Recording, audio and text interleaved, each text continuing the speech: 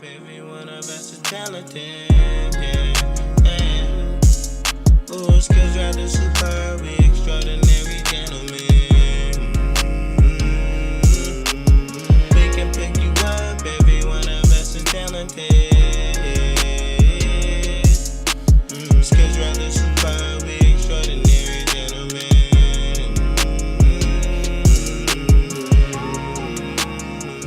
Hey,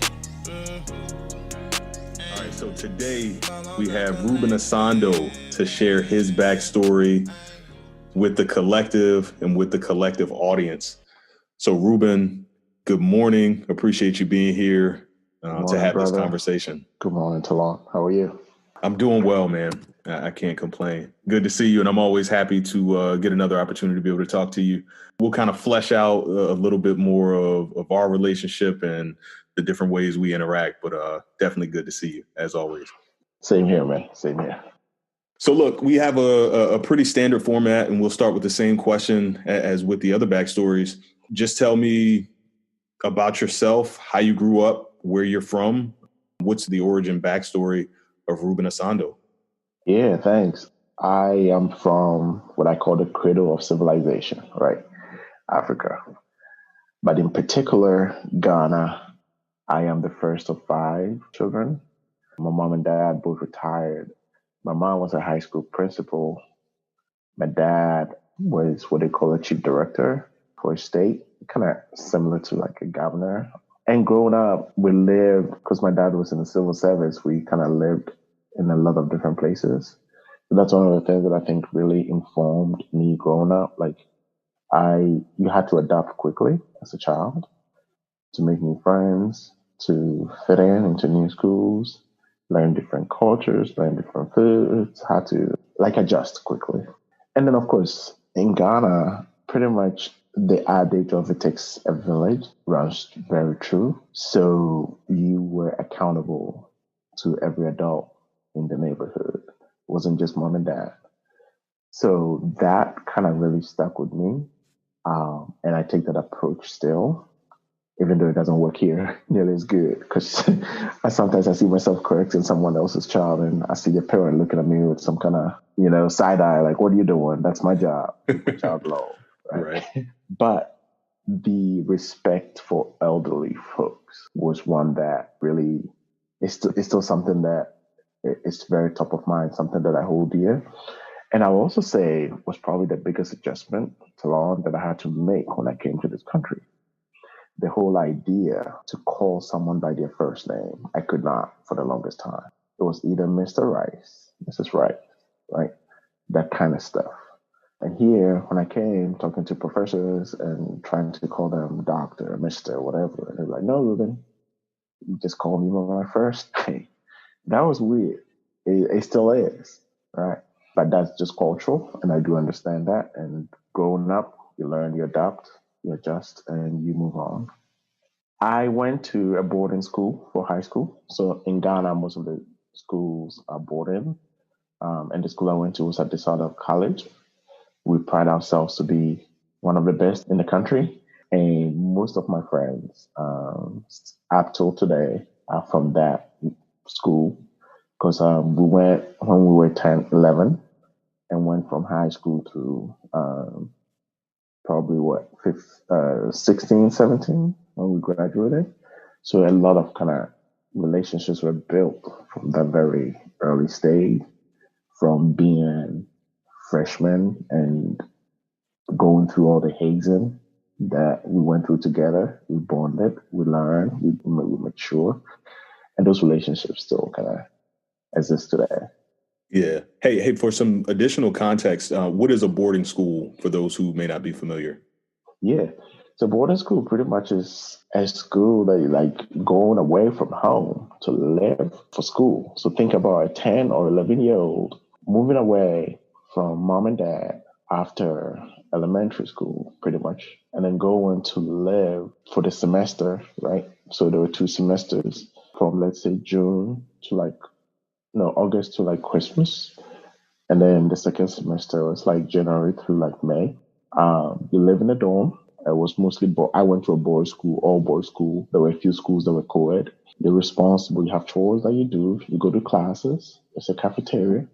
And then you have instructions and you learn. After school, we have what we call prep.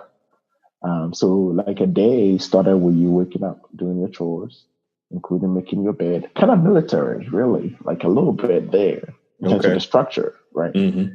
You wake up, you make your bed, you get ready for what we call like morning assembly, and then you go to your first class, and then there's breakfast. Then you go to the rest of the classes, then there's lunch. Then you have to go back to your dorm, and then everyone had to take a siesta for an hour. So from 3 to 4, you took a Got it. siesta. And then after that, there was a little bit of time for you to just play around, eat whatever food you wanted.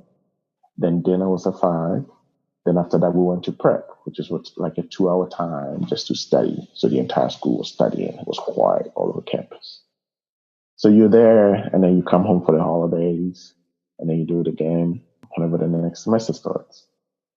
Got it. That seems very much like the U.S. college experience. It really is. So if you may have realized, a lot of maybe international students, especially those from Ghana, like Africa, when they come here, who have gone through like a boarding school, it really is not much of an adjustment in terms of starting college because they've already been living away from home. They know how that adjustment is. Of Yeah. course, moving to a different country, that's another adjustment. But the thought of living in a dorm and that engagement is not new. Yeah, and that's exactly where I was going to go. So can you describe your transition from, your boarding school to college? Yeah, so I started college actually in Ghana. I went for my first year. Most colleges in Ghana at the time were owned by the government, and the professors went on strike, right? Because of pay, low pay, benefits, whatnot. Wow. So I sat at home for close to a year, and my parents were like, "Dude, you need to get out of here." You like they felt like it was just wasted time, even though I really was enjoying the time off, to be honest with you. Got it. So that's how I left Ghana and came here for college. So obviously I had to take the SATs and TOEFL, which is test of English as a foreign language. And then I came to the US to start college. I came to Western Pennsylvania, which Ghana to Western Pennsylvania in January is not the best time to move.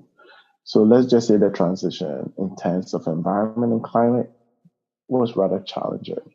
And for those of you who recall, January 96, there was like some crazy blizzard.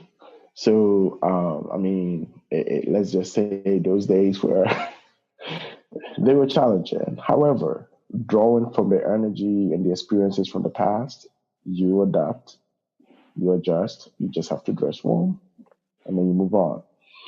So, from the standpoint of going from one, let's say, boarding environment to another, it wasn't hard. But there were so many other adjustments that I had to make. Like food was one. I already talked about the weather. That was another. And then for the first time, too, I found myself being a minority, right?